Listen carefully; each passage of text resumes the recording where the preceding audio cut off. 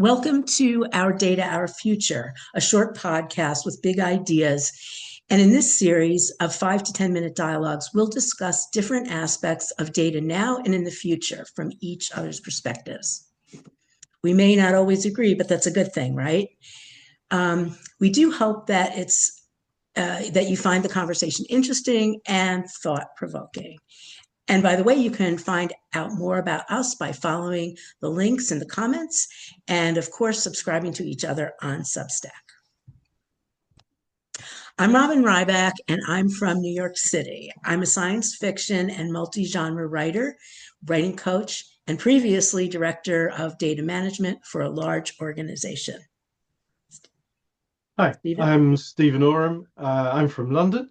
I'm a speculative fiction writer, an applied science fiction practitioner, and previously headed up a policy team in the UK's Department for Education.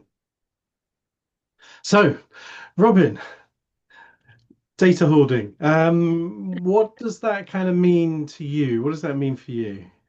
Well, personally, I'll say that first of all, my baseline is I'm a very organized person and I don't like to keep or save a lot of stuff in my personal life and also digitally. But having said that, it's very, very easy and almost unavoidable in my case, and probably everybody's case, to keep too much. Before I do that, I just want to stop and give us a little definition of data hoarding.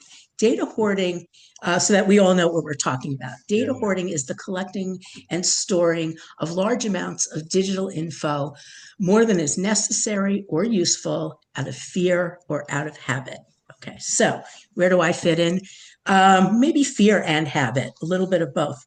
Like I said, I'm very organized. However, I find that I have too much. I have folders that are very organized. One of my folders is my manuscript for my book. My book is done. It's done. Yet I have 10 iterations of at least 10 iterations of a 300-page manuscript. So that's 3,000 pages. Do I need them all? I can't, but the little voice in my head says, oh, don't get rid of that because you may need to go back to version 4 and see what you said in paragraph 8. It's not true. It's not, I'm never going to go back. And it also applies to things like PDFs, user manuals. Maybe 5 years ago, I wanted to know about a process or procedure. I downloaded a 10-page PDF. I don't know. It's a PDF. I can't get rid of it. I have Kindle books that I never read again. And also invoices. We're told here that you save everything financial stuff for 10 years, for 7 years, having to do with taxes. So it's ridiculous. My Dropbox subscription. Is the tax man going to come and, cuff me and take me away if I don't have that, that sort of, that $90, well, or whatever it is now, receipt that I paid my annual subscription? So that is, despite myself being very organized, even I, who like throwing stuff out, have problems with it. And what about you, Stephen? Yeah, I think possibly similarly. So I don't save anything on the cloud or anything like that, but Mm-hmm. it does mean I have multiple external hard drives. And I was thinking about the kind of what is this? Picking up on your definition and stuff. It feels like there's a kind of continuum here of it can be a serious illness as hoarding can be anyhow. I read something where somebody had bought a new laptop every time their hard disk got full. That's kind of something not right there. And then I think for most of us, it's kind of inadvertent. And where we might just not get rid of stuff in a physical house, you can kind Right. of keep going and keep going, except of course you are filling up somebody else's house. So somewhere in the world, somebody's land, their water, their energy is being used to store this stuff. So it's hidden. It's a kind of, there is a physical manifestation of this, but it's hidden. And I think that's kind of what I found interesting in this. Do we need more primary school education on strategies around what to keep, how to keep it, and all the rest of it. Also, I worry that we've got so much stuff that actually that we're kind of losing the ability to document normal people's lives because there's just too much of it. And I came across that in government where when there wasn't strategies in place, you've kind of got everything and therefore you've got nothing. That kind of thing, and also had letters and stuff like that are memories to hand on to other people that might be interested in your life once you've gone, all the rest of it. How's that going to work? And I think just kind of finally, almost from this thought process that I've gone through Yeah. around this, I did wonder whether this might be a really good use for large language models or some sort of pattern matching AI. That do each of us individually now have enough training data of our own stuff to be able to train a local AI to sift and sort through all of our stuff, with us kind of going, I'm interested in this, I'm not interested in this, keep one aspect of it. Is this actually a good use? And maybe the energy that went into that with the AI would outweigh the storage energy that is obviously just Hmm. building up and building up and building up. And who knows, we might get lots of AI generated autobiographies written for, but just for our families, family tree kind of stuff. So uh, yeah, as I say, I think yes, I think it's a problem. I don't think it's talked about enough, and I don't think any of us have particularly got good strategies around it apart from just leave it going.